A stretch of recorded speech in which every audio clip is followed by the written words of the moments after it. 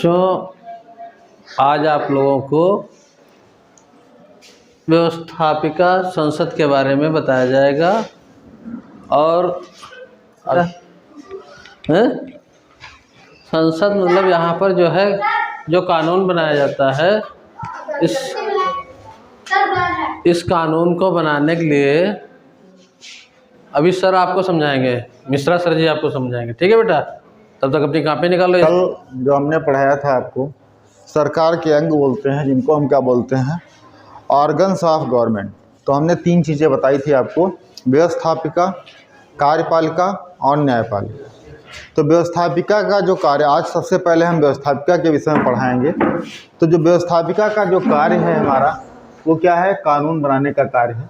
ये क्या कार्य करती है, कानून बनाने का कार्य करती है। काहे का कार्य करती है, कानून बनाने का कार्य करती है।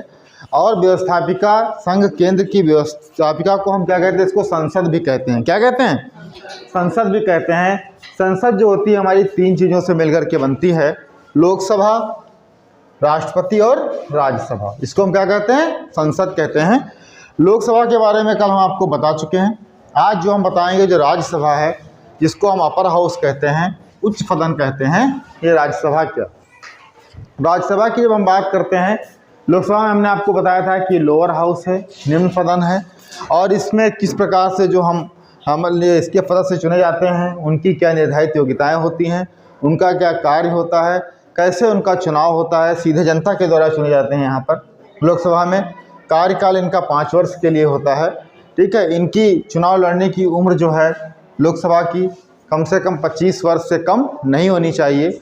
ठीक है, ये सारी चीज़ें हमने आपको कल बताई थी। और इसके अधिकतम जो सदस्य हैं वो कितने हो सकते हैं, 552 हो सकते हैं। ये भी कल हमने आपको बताया था। आज हम बात करते हैं सिर्फ राज्यसभा की, कि राज्यसभा क्या है। ये अपर हाउस है और यहाँ पर जो अधिकतम संख्या है ये 250 हो सकती है, यानी जो सदस्य चुने जाएंगे वो 250 से अधिक नहीं होंगे। ठीक है, 12 सदस्य इसमें ऐसे होते हैं जिनको मनोनीत करने का कार्य कौन करता है, राष्ट्रपति करता है। कौन करता है, राष्ट्रपति करता है।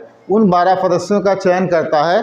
और वो सदस्य कौन से चुने जाते हैं, जो किसी न किसी क्षेत्र में एक विशेष प्रतिभा को धारण करते हैं। जैसे वैज्ञानिक हैं, उसको चुना जाएगा, साहित्यकार है, उसको चुना जाएगा, कलाकार है, समाजसेवी है, आदि करके जो विशेष प्रतिभा के लोग होते हैं, उनको हम 12 सदस्यों को राष्ट्रपति यहाँ पर क्या कर सकता है, मनोनीत करता है। अब दूसरी चीज़ ये होती है कि जो शेष सदस्य हैं, इनका चुनाव कैसे होता है। इनका चुनाव सीधे जनता के द्वारा नहीं होता है। ये आपको यहाँ याद करिएगा, लोकसभा में जहाँ चुनाव सीधे जनता के द्वारा हो रहा है, राज्यसभा में इनका चुनाव सीधे जनता के द्वारा नहीं होता है।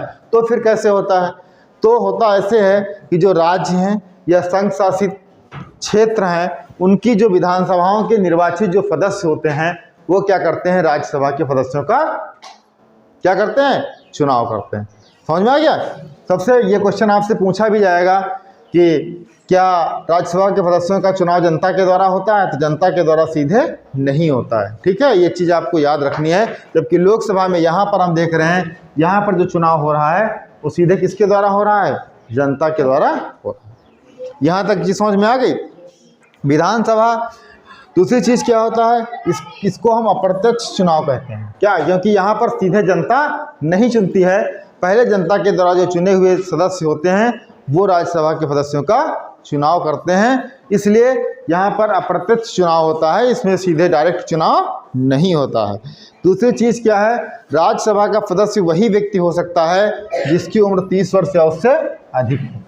अगर उससे कम है तो राज्यसभा का चुनाव वो नहीं लड़ सकता है, सदस्य नहीं बन सकता है। जबकि यहाँ पर कितनी उम्र है, 25 वर्ष है, 25 ईयर्स है, 25। बाकी चीज़ें समान हैं कि वो अपने क्षेत्र का मतदाता सूची का नागरिक होना चाहिए, अंकित नाम होना चाहिए। दूसरी चीज़, भारत का नागरिक होना चाहिए। तीसरी चीज़, किसी सरकारी लाभ के पद पर नहीं होना चाहिए।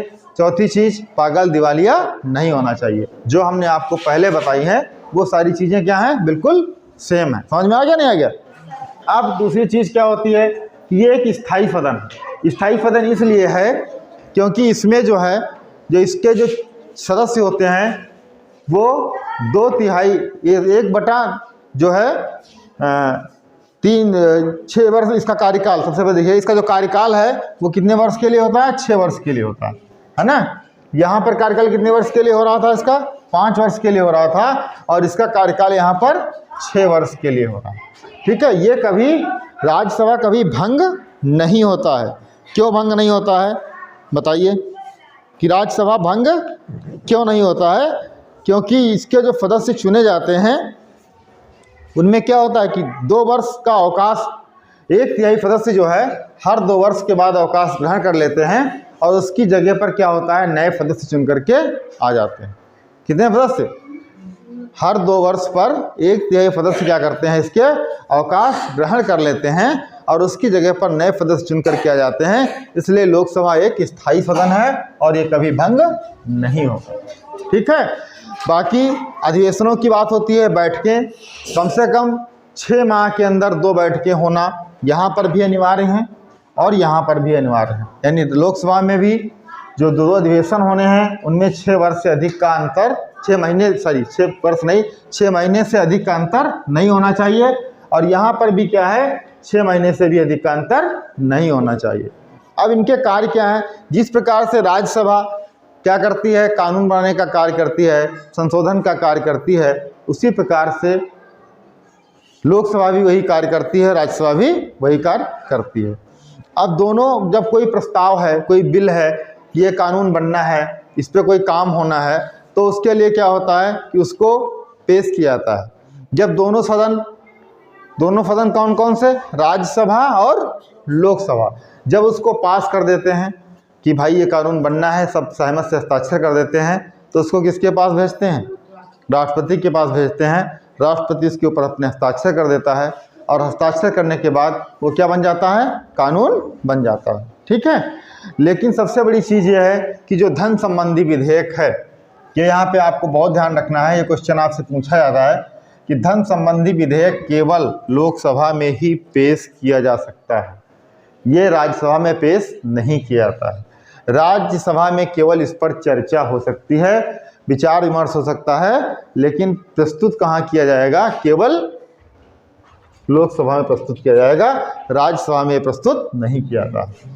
यहाँ जो इसका पदेन सभापति होता है, किसका, राज्यसभा का, वो कौन होता है, उपराष्ट्रपति होता है, और उसके संचालन का कार्य जो है कौन करता है, कौन करेगा, उपराष्ट्रपति ही करेगा। यहाँ पर कौन कर रहा था, स्पीकर कर रहा था।